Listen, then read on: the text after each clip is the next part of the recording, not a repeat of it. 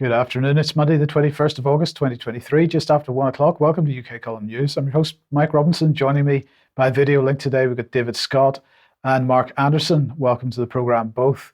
We're going to get straight on with food production. And, well, the Ministry of Defence has been pushing out their latest propaganda piece on the potential for food price rises and food inflation being caused by the Russians. So this was a little bit of video they were putting out on Twitter this morning, talking about the attacks and so on, but really it's all about food production and Russia. But the question is, I have a question. This is it. Have global grain prices been destabilized by Russia's actions or by the globalization of food production combined with net zero policy? Well, I'm going to argue here. I'm going to ask for David and Mark's comment in a second. I'm going to argue that it is the latter and not Russia's actions, because this is merely the result of longer term policy. So let's look at the latest release from the UK government on countryside stewardship, because they have decided to extend the application window for the 2024 countryside stewardship mid-tier agreements. That's now been extended until the 15th of September, Friday the 15th, to allow more time for people, that's farmers, to submit their applications online following direct feedback. Now, what are they talking about here with mid-tier agreements? Well, if you think back to the sustainable farming information that they released several years ago now, they were talking about three major tiers. Sustainable farming incentive was tier one, top tier. Local nature recovery was the mid-tier, and landscape recovery was the lower tier. So looking at the mid-tier sustainable farming, the language has changed slightly in the intervening years. The key aspects of this are wildlife and nature. That's restoring habitats, increasing biodiversity, providing food and nesting places. Now, that's not providing food for human beings. That's providing food for birds and other animal life. Creating areas for rare flowering plants and managing hedges. Then the next one that they have on their list is air and water, making air and water cleaner, reducing risk of flooding by encouraging changes to farming practice and improving farm infrastructure. Then we've got pollinators, ensuring the right resources for wild pollinators are where they are needed most. And finally, historic environment, landscape character, genetic conservation, educational access, and climate change adaptation mitigation. That's the fourth area, which is considered mid-tier sustainable farming. So coming back to the latest press release on countryside stewardship, let's have a look and see what it says. It says countryside stewardship plays a significant role in the government's efforts to make food production more resilient while contributing towards the UK's environmental goals, such as biodiversity and water quality. And most people should have noticed that nowhere in any of that did it say anything about food production. So let's just bring Therese Coffey on screen. She said it's important that we listen to farmers who are key custodians of the countryside. So they're not key producers of food, they're key custodians of the countryside. And David, here is my main problem with this. While we're busy blaming the Russians for destabilization of food prices, in the meantime, we've been globalizing the situation, making food production the purview of one or two areas on the planet, and reducing our own capability to feed ourselves. And in the meantime, turning the farming community, making farming through government policy less and less profitable, to the point that it's reliant on government subsidy. And since the Common Agricultural Policy has been dumped, we've replaced that with changing farmers from food producers to custodians of the countryside and the environment. Yes, I suppose one of the issues here is when the government moved into the farming sector with the subsidies and started to distort the decisions that were being made, they weaned that entire sector more and more on to dependence on the state. And with the rough comes the smooth. With dependence on the state comes the state calling the tune. And the tune is now, don't produce food, produce rewilding. Yes, that's exactly right. Now, Mark, I'm interested to know if the same type of exercise is going on in the United States, if you know. Well, one thing in the United States is there's an over-dependency on California for a lot of fruits and vegetables. And of course, they're very prone to extended droughts and wildfires, mudslides. In Michigan here, there's kind of an autarky where Beer makers get locally grown hops. A lot of restaurants get locally grown produce, and that's kind of a good thing in Michigan. Being a big country, it kind of varies, but certainly the U.S. as part of the global system is still participating in this. Here again, overly dependence on California, but in other parts of the country, they seem to be catching on that we need localized, bottom-up, grassroots farming, and that's happening a lot in the Midwest, I'm glad to say. So it varies, but it's a little bit better here. Okay, so we'll just remind everybody, of course, the United Kingdom, less than 50% food independent. We import more than 50% of the food that we need and are therefore much more susceptible to issues with geopolitical upheaval and so on. So that's where we are with the situation at the moment. We might say that what's going on in Ukraine is having an effect on the availability of grains and affecting the prices of grains and so on. But at the back of this is a policy which has left us open to this type of problem. David? Well, just very briefly, the Ukraine crisis had been creating problems in grain supply and pushing prices up to a much lesser extent, though, than the 2007-2008 financial crisis. It did much less than that. And it's also largely in the rearview mirror because right now the price is rather normal. Indeed. Okay, let's move on then and to Mark. And let's see, the World Health Organization G20 meeting. Yes, here he is again, the Director General, Tedros Ghebreyesus, peddling his policy changes and he addressed the G20. Here's the headline from the WHO itself. WHO Director General's opening remarks at G20 Health Ministers meeting, inaugural session just very recently, the 18th of August. From there, keep going. This is some of what he had to say. This kind of lays the groundwork. I thank India for its generous hospitality and for its visionary leadership by making a priority of its G20 presidency. So India is leading the pack this time. I also congratulate India for its commitment to universal health coverage at home. They're really pushing this for the poorer countries, by the way, through the WHO, especially through Mr. Bharat. I won't try to say that first name, the world's largest health insurance scheme. On Wednesday, I had the opportunity to visit a health and wellness center here in Gujarat, which is providing primary services in households. I was especially impressed by the use of telemedicine to provide consultations. Of course, that's where doctors and patients communicate online and they don't have to get together in person. That's not such a bad thing in and of itself, of course. This is just one example of how digital technologies are transforming health locally and globally. Did you have something to say, Mike, before I go on? No, only to say, of course, that's exactly what we're seeing in this country, fewer and fewer face-to-face meetings with general practitioners and more online or teleconference type meetings with GPs, and people are not getting a good service as a result. But go ahead, Mark.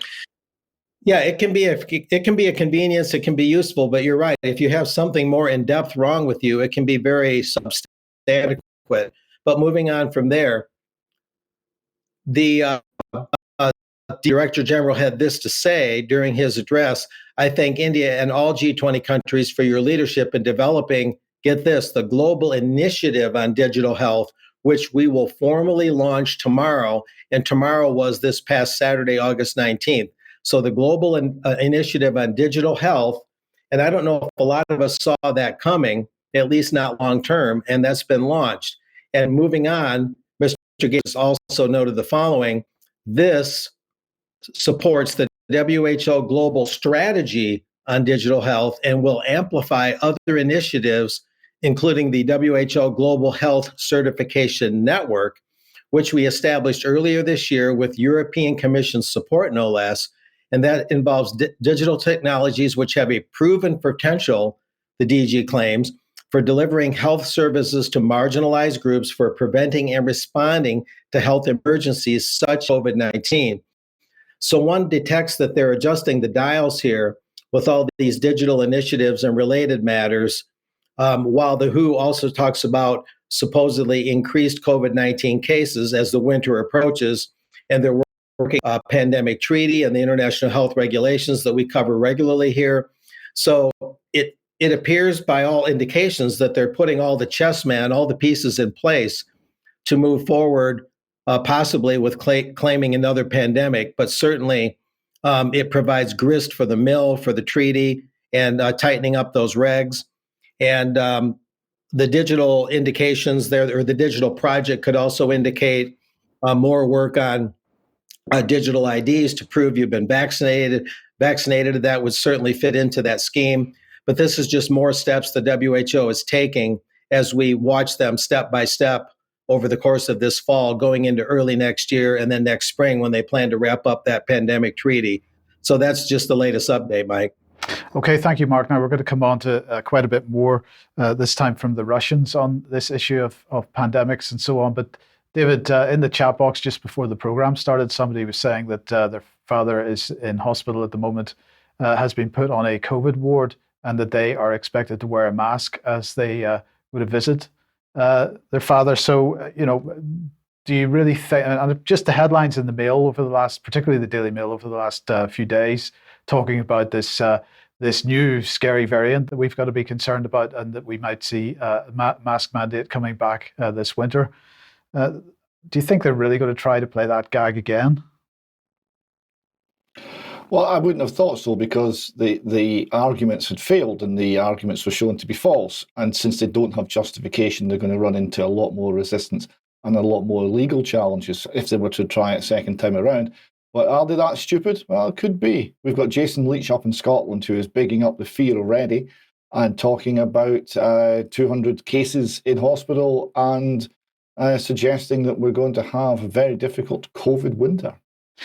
Yes. Okay. Well, look, let's come back to Scotland then. And last Thursday, I think it was, you were at a comedy event which got cancelled. It did. So here we have edgy comedy is back, it says. Well, not exactly. This is Comedy Unleashed. And again, not exactly, because this was in Edinburgh, the home of the Enlightenment and of the Edinburgh Festival. And it didn't go entirely according to plan. So it was meant to be Mary Bork, Dominic Frisby, Alistair Williams-Gray, Nonahan, and Bruce Devlin as compere. And then the venue, the Arches in Leith, they cancelled. And what they said was, we'd like to thank the public for bringing to our attention about, they haven't worded it terribly well, I apologise about the English, about a comedian who has been booked for an upcoming comedy show at our venue this Thursday, which we, quote, which we, block capitals, were not made aware of until today via emails from rightly so outraged members of our community. We do not support this comedian or his views, and he will not be allowed to perform at our venue and is cancelled from Thursday's comedy show with immediate effect. So there's no doubt that this is cancel culture. I mean, they're not hiding it. This is cancelling.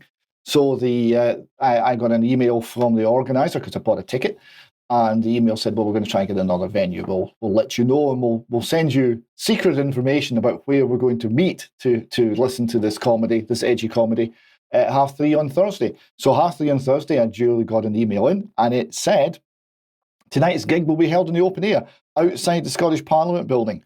Our replacement venue also cancelled the booking. We've had a frantic day trying to find a third venue.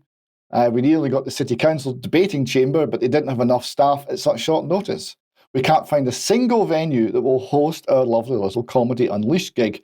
We're going to do it in the street. So there we go.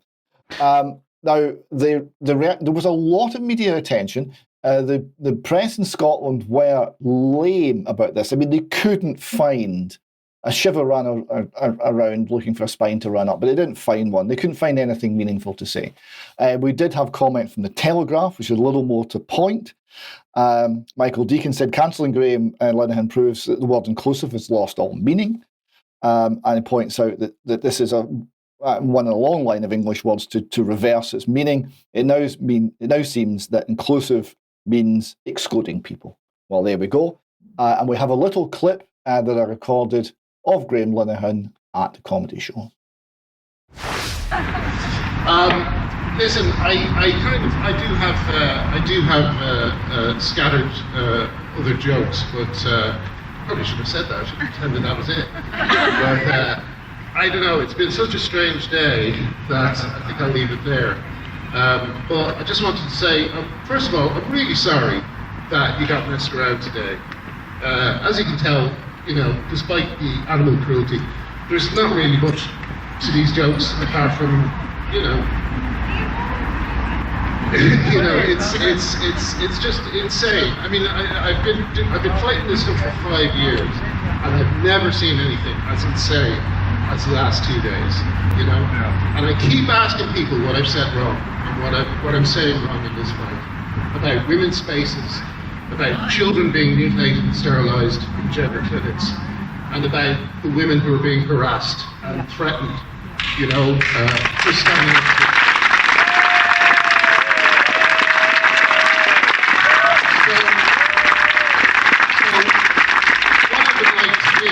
Is, the comedy is something, it's my first love, it's the thing I love to do. But I've not been allowed to do that for 5 years.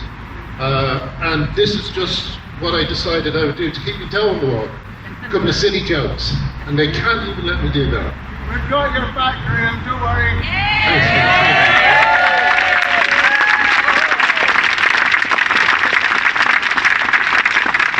I know you do, and it really helps. So anyway, yeah. So now that I've just completely killed the atmosphere for the next comedian, which was sort of the plan, to be honest, I will take my leave. But I will hang around, and I hope to see you all for a drink after. And thank you very much for.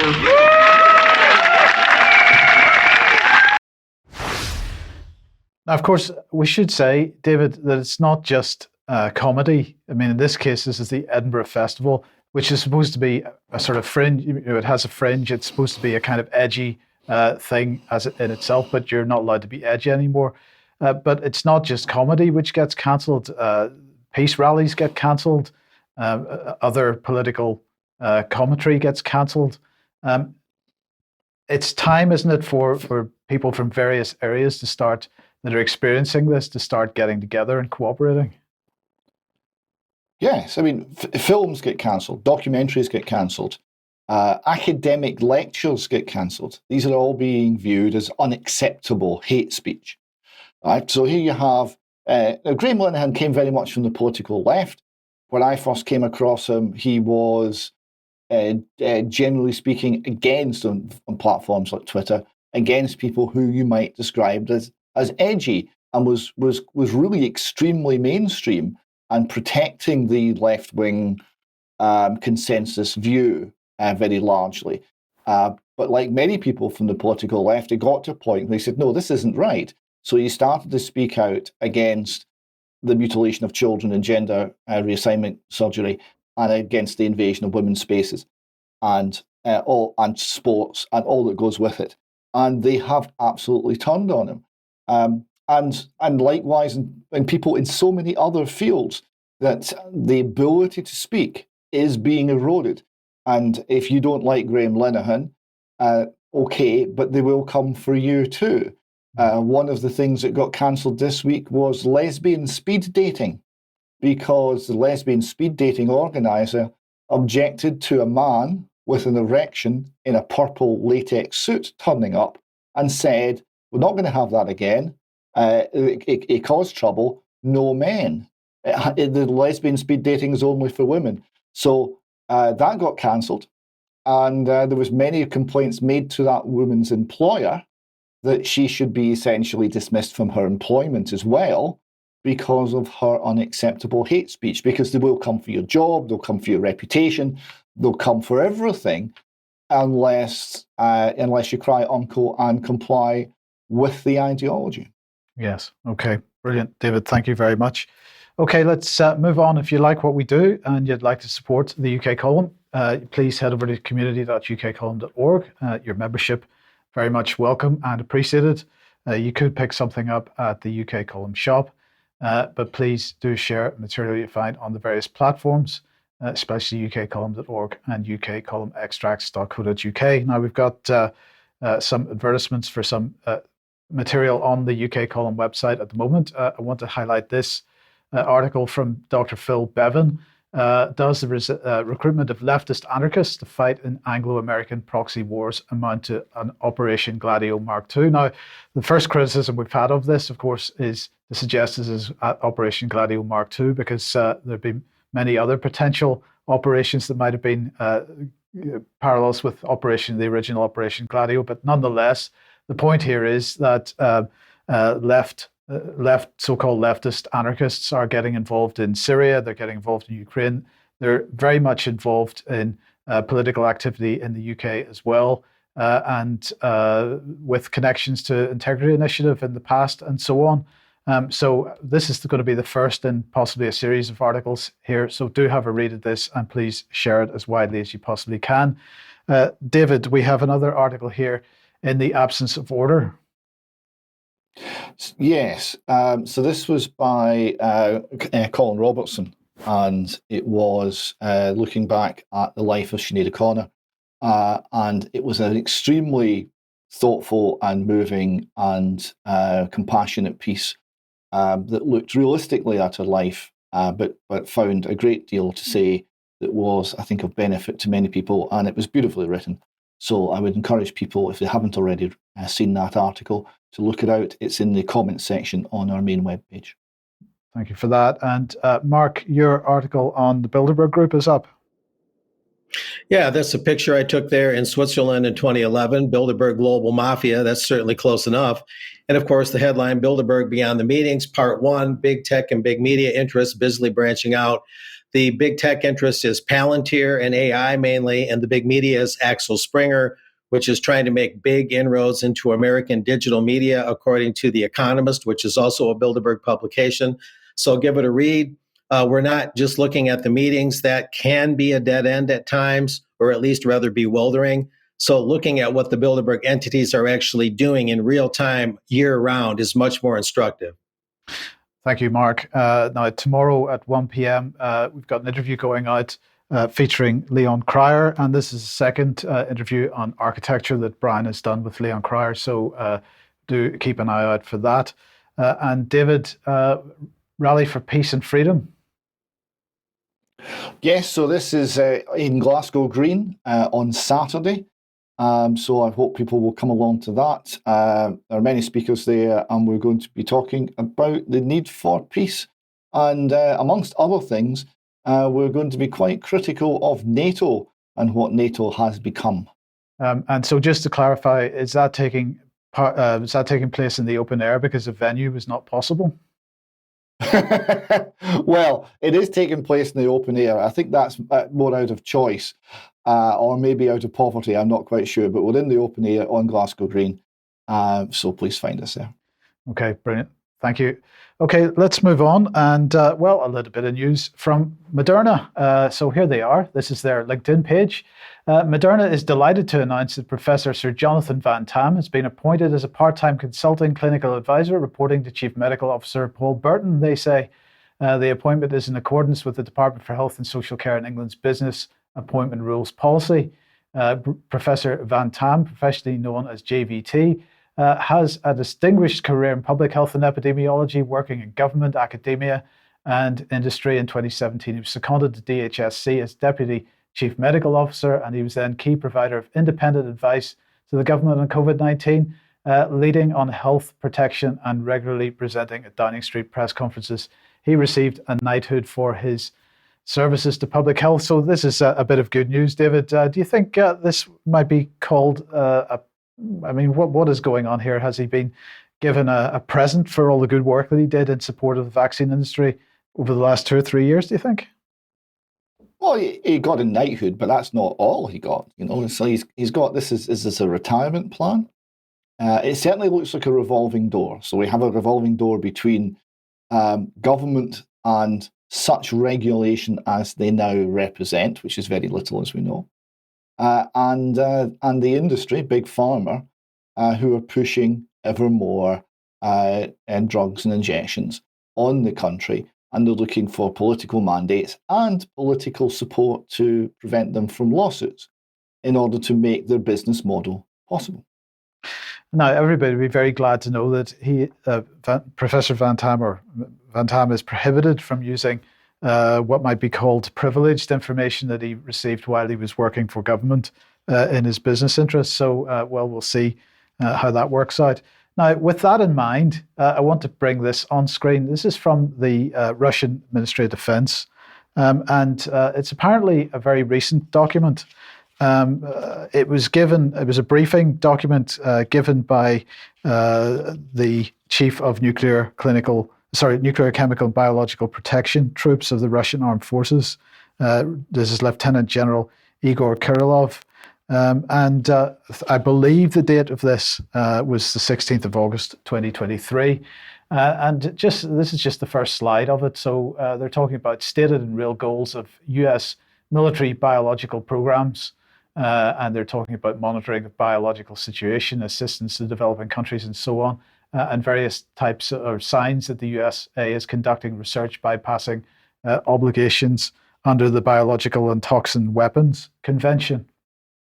Now, the second slide gets more interesting because it's looking at the lobbying interests around pharmaceutical companies. So if we start this is on the left-hand side of the slide. If we start in the top right-hand side, they're looking at the various pharma companies feeding money into political campaigns, and that political campaigns therefore result in presidents and so on being elected into office, who then feed their policy into the various government departments. The various government departments provide funding and direction to some of the NGOs, and the NGOs that they've listed there include Bill and Melinda Gates or the Soros Foundation, Open Society Foundation, and so on, which then feeds into, in this case, they're talking about interests in Ukraine, but of course this doesn't just apply to Ukraine. And then that feeds back into the pharmaceutical companies because mainly the focus here is on the Ukrainian biolabs and so on. And on the right-hand side, they are looking at organizations, for example, the EcoHealth Alliance. Now, I just wanted to put the front page of their website on screen for a second. This is the EcoHealth Alliance. Who stands between you and the next pandemic is their main headline. Learn more about disease recovery. Now, who stands between you and the next pandemic? Just think about that. Are they asking a question of who it might be, or are they referring to the World Health Organization? You can decide for yourself. But anyway, coming back to the Russian Ministry of Defense document, then they're talking about the new pandemic preparedness structure for U.S. biological strategic plans. They're talking about the Department of Defense Biomanufacturing Strategy, published in March 2023.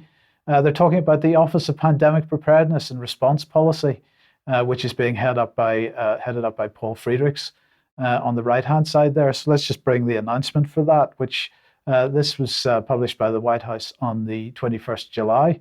Fact sheet: White House launches Office of Pandemic Preparedness and Response Policy, headed up by Major General Paul Friedrichs. He's going to serve as the inaugural director. The Biden-Harris administration has made historic progress in our nation's ability to manage COVID-19 so that it no longer meaningfully disrupts the way we live our lives. Under President Biden's leadership, it says, the administration has taken significant steps to ensure all individuals have continued access to life-saving protections, such as vaccines, treatments, and tests, and that the nation is well prepared to manage the risks of COVID-19 or other causes of potential pandemics in the future. So clearly, this whole pandemic preparedness business, aside from what the World Health Organization is doing, and we asked the question a few minutes ago, are they really going to continue this gag? It's looking very like it. Now, coming back to the Russian document then, they're talking about the participation of U.S. Army Medical Research Institute of Infectious Diseases in military biomedical programs and so on. So you can look at this at your leisure. And then finally, they're looking at the people that have been involved in the implementation of U.S. research projects as part of U.S. biological military activities in Ukraine. And they have 6 people on screen there, and so on. Now, no matter what you think about Russia and what whether this is designed to put forward a particular narrative with respect to the Ukraine war or not, the fact is that there's not very much in that several slides that I could find. In fact, nothing that I could find which is untrue or misleading and we've just given a couple of examples of that on screen. So, David, I was just very quickly get some comment from you on it, because aside from what Mark's talked about over the last number of weeks and today about the World Health Organization and pandemic preparedness, the Russians, I think, are right to highlight what the United States in particular is doing in this area. They are, and the core message of this is vital and is undeniable, and that's the circular relationship between big pharma and through government power, tax-exempt foundations, NGOs, and round it goes. So there's a coercive element here, which is exploiting the position in the West for the enrichment of the big pharma companies. And also, you mentioned there, their website are pointing towards vaccines, treatments, and tests. I mean, really? They're saying this with a straight face. The vaccines that cause so much harm and that after a short period seem to increase your risk of getting COVID.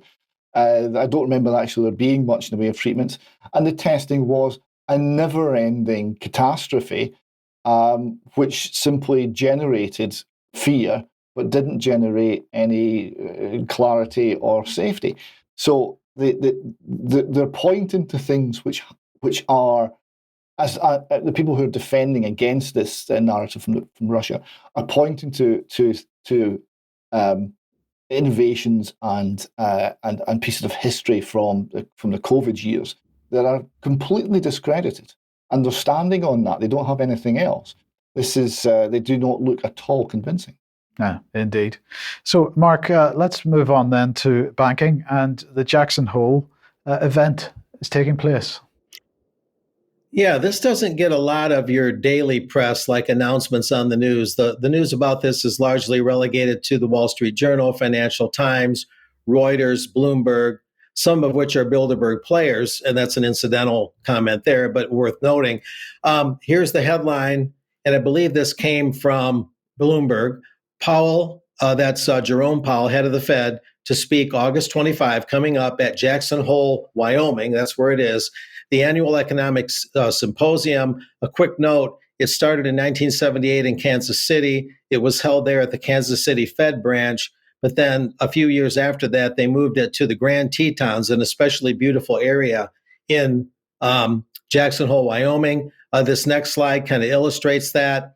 The Federal Reserve Bank of Kansas City, and it talks about the 2023 Economic Symposium coming up August 24 through 26th. And the title of it is Structural Shifts in the Global Economy. And as that Reuters or Bloomberg article rather noted at the beginning, they're looking a lot at what Powell might say about raising rates again. Here's a sampling. The 2023 outlook, I put the answer to that question is the party line. Federal Reserve Chair Jerome Powell will deliver a talk on the economic outlook, as I noted, August 25 at the Central Bankers Confab held each year in Jackson Hole, sponsored by the Kansas City Fed. And the speech set for 10:05 a.m. Eastern Time. That's, I think, 8:05 a.m. Mountain Time. So he's the first speaker of the day that day. It'll provide a chance to give Powell's latest views on whether more policy tightening will be needed to bring down inflation amid surprisingly strong economic growth, or if enough progress on disinflation, there's an unusual term, has been made to hold rates steadily or steady. And as I've noted in past UK columns, raising rates is not necessarily a way to lower prices. We have to be specific and say price inflation, not simply say inflation. Anyway, moving on a little bit more explanation here. The Federal Reserve Bank of Kansas City's Economic Policy Symposium in Jackson Hole is one of the longest standing central bank conferences in the world. It brings together economists, financial market participants, academics, U.S. government representatives, and news media to discuss long-term policies of mutual concern. And a quick footnote is the media is not there, the selected media, to really so much as cover it as to a degree, take part, which is really improper. Anyway, yeah, but that's sorry, Mark, just to say that's very much in the mold of Bilderberg then. Oh, very much so. Yeah. And you'd have to be very select in the media to achieve that result. Anyway, to foster the open discussion that the symposium is known for, here we go. Attendees are selected based on each year's topic with consideration for diversity in region, background, and industry. In a typical year, about 120 people attend, consisting of the following groups. A key feature of the event is the thoughtful discussion that takes place among the participants. This is very reminiscent of Bilderberg. Given the participants and the topics being discussed, there's substantial interest in the symposium. However, to help foster the open discussion that's been so critical to the symposium's success, attendance at the event is limited. So if you want open discussion, you have to have fewer people, which sounds a little counterintuitive. Anyway, this is a chart that kind of shows the relative importance and the overall participation. Similarly, although the bank receives numerous requests from media outlets worldwide, press attendance is also limited to a group that is selected to provide transparency to the symposium, but yet not overwhelm or influence the proceedings. All symposium participants, including members of the press, pay a fee to attend. The fees help offset expenses. Interesting there that the organizers don't want to overwhelm or influence the proceedings by having the wrong media there, which is just another way of saying they don't want too many questions being asked and they want the machine to run smoothly. So it is somewhat like Bilderberg there. Now, this is a list. As I mentioned, this whole thing started in 1978 at the Kansas City Fed. This is a list from 1986 up to the present of the different topics. I'll only mention a couple of them. 2000 is quite interesting. If I'm getting this right, let me see, where's that? Global economic integration, opportunities and challenges was 2000. The print is very small from my end. I beg your pardon. Yeah, global integration, opportunities and challenges. Thank you. And that's just one of many. Many of them are easily a cure for insomnia. It's very dry in many areas, but that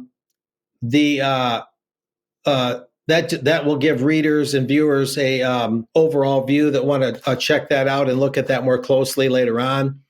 But that just gives you an idea of the topics. Now, Jerome Powell on the 29th of June this year spoke to the Banco de España, a fourth bankers conference in Spain, Madrid, I believe. And he said this: we cannot take the resilience of the financial system for granted, however. The multiple shocks we have seen over the past year or so, including the extreme volatility in commodity markets following Russia's invasion of Ukraine, and of course, surprisingly high and persistent inflation, as well as the associated increase in interest rates, stressed a range of bank and non-bank stressed a range of bank and non-bank financial institutions. That's a little bit of what he had to say. And the next slide comes out of my The Truth Hound blog. And this illustration here, I think, shows the actual relationship between banking and the people and governments. The bankers are the fat cats with the fresh set of clothes, and they're stuffing themselves to the rafters. The government is the servant. Meanwhile, the people are put into peonage. And I think that illustrates it really well. The headline of my article there, I meant to read that headline. Yeah, but okay, at any rate, yeah, raising interest rates akin to giving patient chemo, which dies first, the inflation or the economy? And I think that's a fair headline. From my truthhound.com article, this is the opening paragraph. When the Federal Reserve on July 26 approved a widely expected interest rate hike that moved benchmark borrowing costs to their highest level in more than 22 years, the 11th rate increase since the Fed launched its fight against inflation in March of 22, it continued peddling the notion that price inflation is an external force over which the Fed has no direct control. Price inflation is referred to as if it's an earthquake or a thunderstorm, or perhaps a capricious dragon bent on destruction, patiently stewing away in its lair, just waiting to pounce. And a couple slides ago, that's the way Jerome Powell was talking. He talked about tremors. He talked about shocks, as if the Fed's policies, whether it's the money printing side of it or imposing costs, which is the cost push side of inflation, regardless of which kind of inflation it is.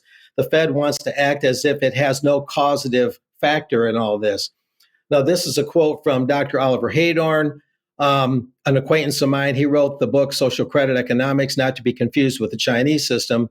He noted the following: basically, the raising of interest rates to fight inflation is akin to using chemotherapy to treat cancer in allopathic medicine. Just as chemotherapy involves injecting someone with poison in the hope that it will kill the cancer before it kills the patient, so too, increasing interest rates sickens the economy. And that sickening of the economy can be businesses closing, businesses hoped for that never started up, businesses wanting to expand that instead contract or at least don't expand, and lots of losses. So the Fed is going to do a lot of damage in its one-size-fits-all approach to controlling inflation. So a lot of eyes will be on Jerome Powell. I'll have a lot more about this, Mike, after he actually gives his speech. And we'll see how open the organizers of the conference are with releasing minutes, releasing press releases, speech excerpts. We'll dissect it a little bit more later. But the main thing to look out for now is the deceptive language of the Fed going into this, acting as if the price inflation that it has a hand in causing is as impersonal and distant as an earthquake, or you might say a wildfire. So lots of deception there, but we'll keep an eye on it. Brilliant. Thank you, Mark. And David, let's move over to China then. And Evergrande has finally filed for bankruptcy. Yeah, so just a little overview of what's happening in China. Evergrande, as you say, is filed for bankruptcy, Chapter 15 bankruptcy protection in the United States. In addition, another Chinese property giant, Country Garden, is in trouble. So they are suspending payment on their debt. So they've, and their shares have slipped to historic low. They've suspended payment on 10 onshore bonds. And just to give you a size of the scale of that, Country Garden had 1.4 trillion yuan of liabilities and expects to have a net loss of between 45 billion and 55 billion yuan for the first half of 2023. So it's pretty grim. This is now reaching the very highest aspects, the top level assets in the property world. The trophy office built. So Nikkei Asia reports here that there's vacancies on the top highest quality office property in Beijing and Shanghai as tenants leave to seek lower rents. They say activity began to cool down in the second quarter. And one of the owners of the buildings has listed a 93% fall in first half profits.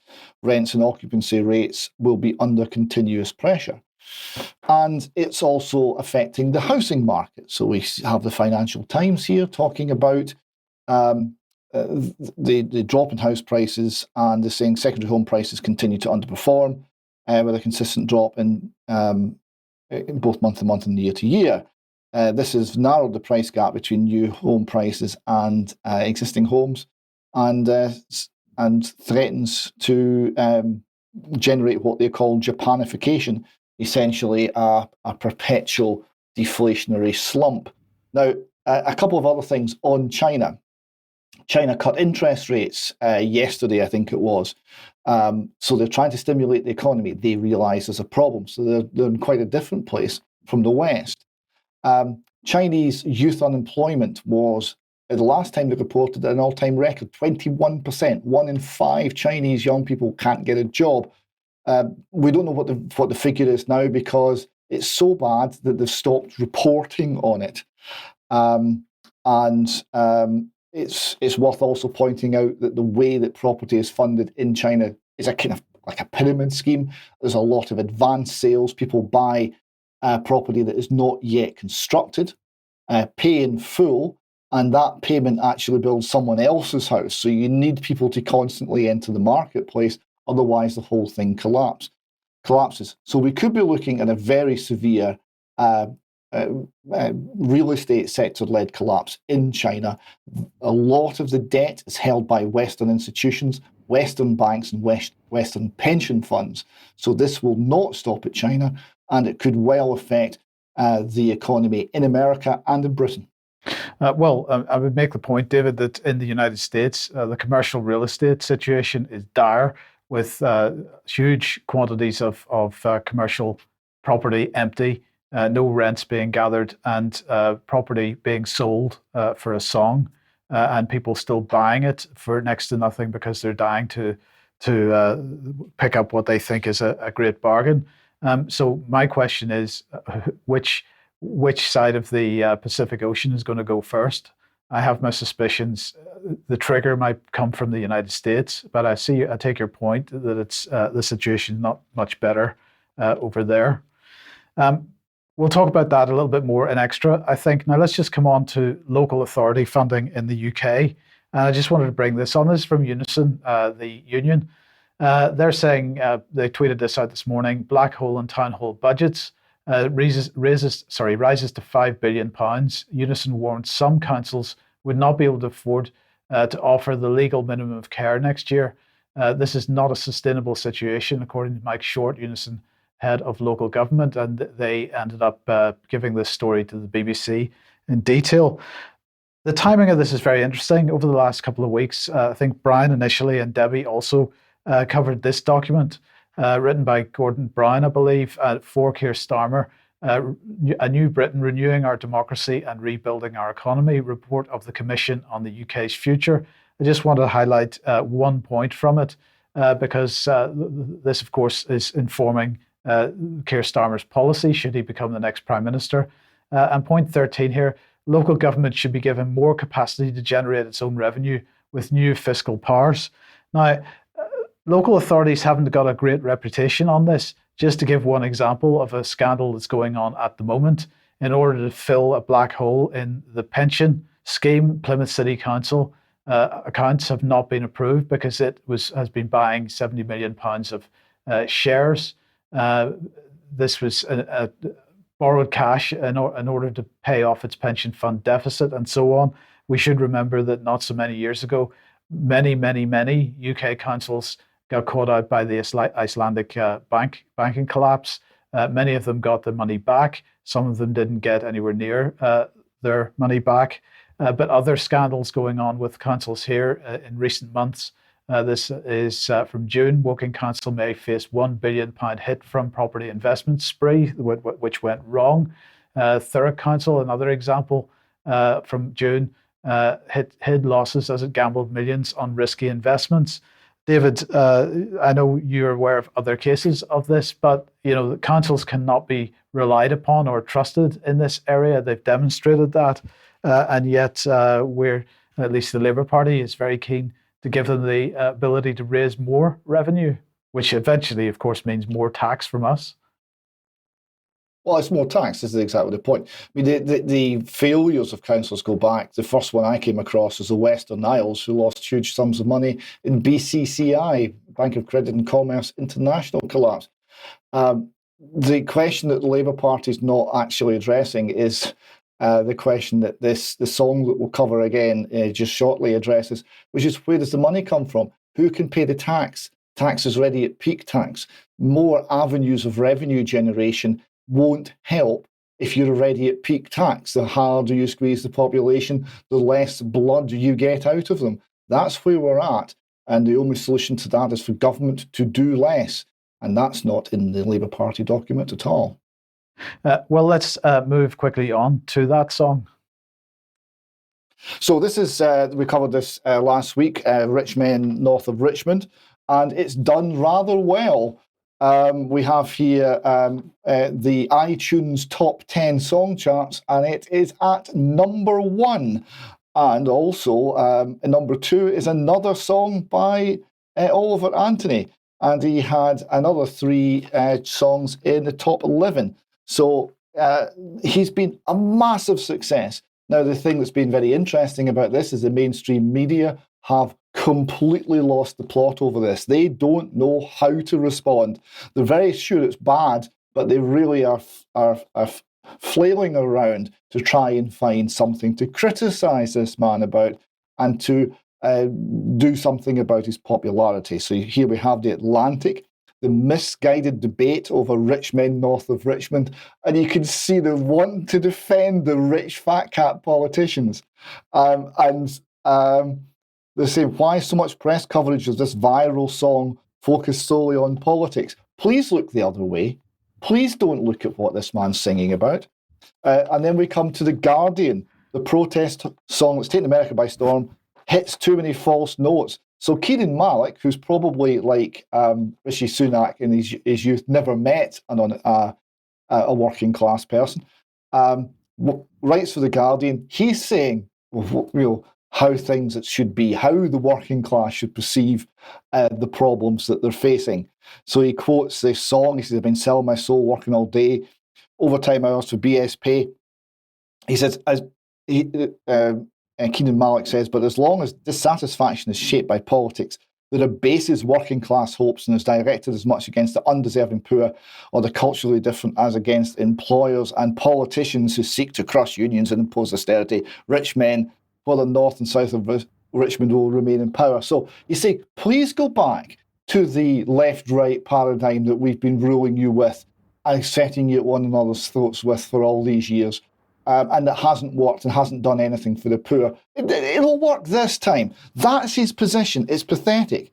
The Independent, even worse, right-wing anthem by singer Oliver Anthony, branded offensive and fat-phobic. Well, there we go. The Independent slowly removing any credibility it had left. New York Times, the same. The irony in the rich men north of Richmond song.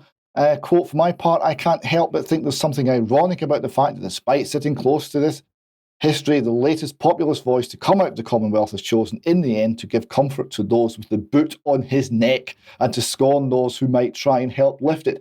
You see, the rich politicians north of Richmond, they're just trying to help the poor, Mike.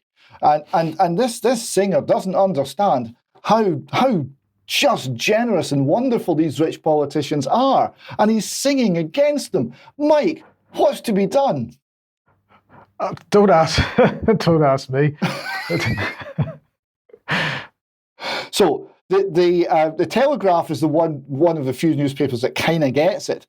Rich Men North of Richmond, the viral hit song damning the DC elite. Now there's a line in the song that talks about Epstein Island, right? And some of the mainstream press were trying to suggest that was talking about helping minors, as in children, via foreign aid. I mean, the level of deception, please look the other way, is quite awful. Now, Mr. Anthony was then, after all of this attention suddenly came on, his first thing he did was a free concert at a farmer's market. And we have a clip as to how he started this. I just had something I felt compelled to share with you. This is in Psalm 37, 12 through 20. The wicked plot against the righteous and gnash their teeth at them, but the Lord laughs at the wicked, for he knows their day is coming. The wicked draw the sword and bend the bow, to bring down the poor and needy, to slay those whose ways are upright. But their swords will pierce their own hearts, and their bows will be broken. Better the little that have righteousness than the wealth of many wicked. For the power of the wicked will be broken, but the Lord upholds the righteous. The blameless spend their days under the Lord's care, and their inheritance will endure forever. In times of disaster, they will not wither. In days of famine, they will have plenty. But the wicked will perish. Though the Lord's enemies are like the flowers of the field, they will be consumed, and they will go up in smoke.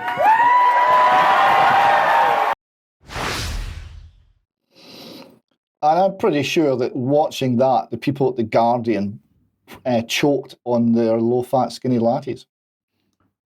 Yes. Okay. Look, you want to show a little bit of a live performance of this. I don't think we won't have time for the whole thing, but do you want to show a little bit of it? Yeah, it's a short clip anyway, but cut it when you wish. What I want people to see is the reaction to the people watching, their reaction to him. They're singing along, they're involved, and they really get what the message is.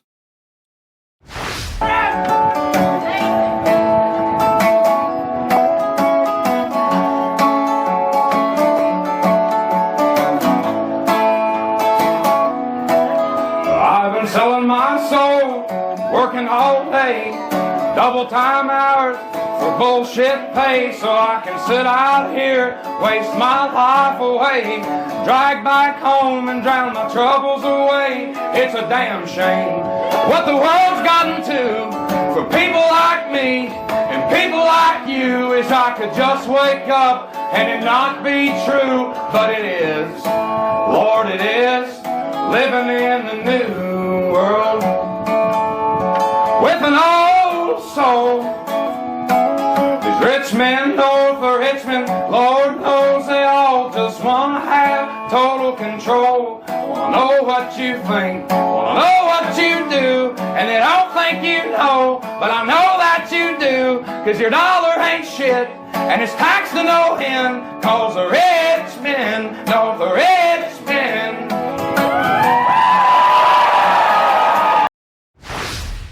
Yeah, okay, thank you for that, David. Now let's just move on to this very quickly. Just a couple of things on following up from Friday's program on wildfires. So let's bring the WSJ on screen here. Wall Street Journal, climate change hasn't set the world on fire. This is from July 31st, but I just thought I'd remind everybody about this. We didn't cover it at the time, I don't think. It turns out the percentage of the globe that burns each year has been declining since 2001, and they just published this graph. This has come from a scientific paper, ScienceDirect.com. The URL's on screen there. Climate alarmists keep telling us that the world is increasingly on fire. It's not. This is the latest NASA satellite data, 2001 to 22. Why haven't you seen this before? Now, this is an opinion piece, but nonetheless, I thought it was worth just highlighting. And then the next thing I wanted to highlight, sort of related in a sense, I suppose, with this, because Reuters is pushing this out today. And I just thought, is this really the direction we should be heading in? So Cargill chartered dry bulk ship has launched on its first voyage since being fitted with special sails, aiming to study how harnessing wind power can cut emissions and energy usage in the shipping sector. So we're going to start putting sails on our bulk carriers now in order to not use diesel engines. Now, of course, this is a policy, and the policy comes from the United Nations. But I think in Extra we might talk a little bit more about this. International Maritime Organization adopts revised strategy to reduce greenhouse gas emissions from international shipping. So just very briefly wanted to mention that. Now, the DSTL, the Ministry of Defence, has been taking part in an AI event the last few days. So let's have a look at this. This was the press release. Learning from artificial intelligence with gaming. DSTL took part in a recent 2-day workshop run by the Machine Speed Command and Control project on artificial intelligence. It's an innovative workshop. Cambridge Consultants was involved. It combined multiple industry participants, with the aim of building a common understanding of the opportunities and challenges of AI across a wider team.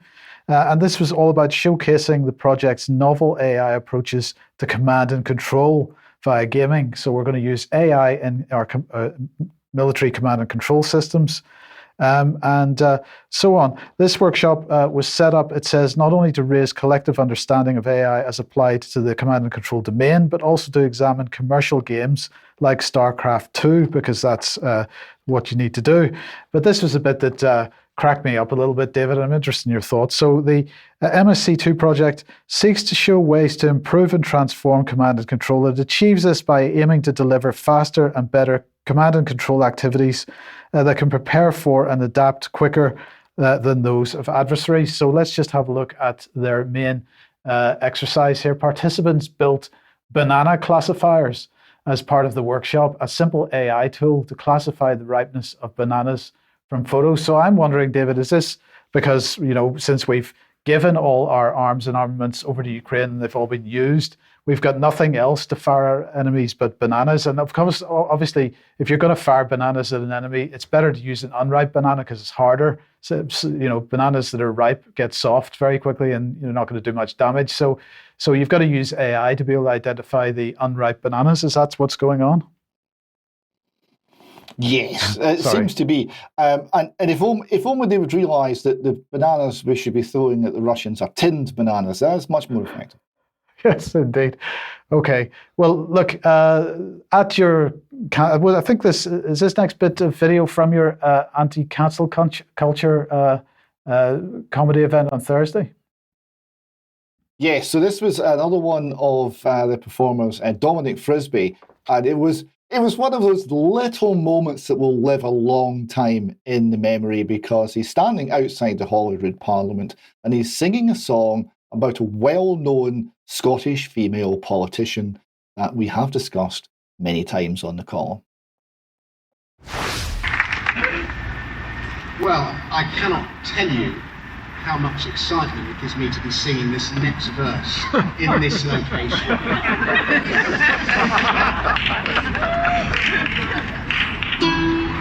They said she was formidable, a lady to admire.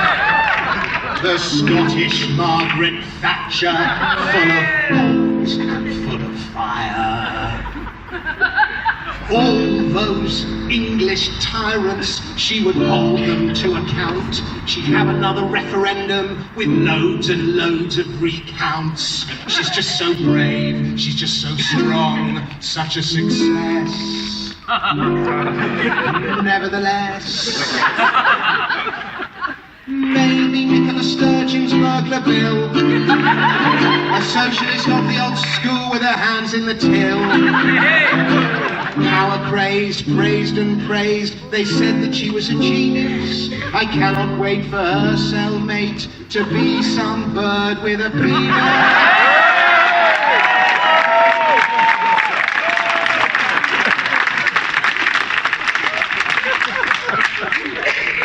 Maybe Nicola Sturgeon's burglar bill.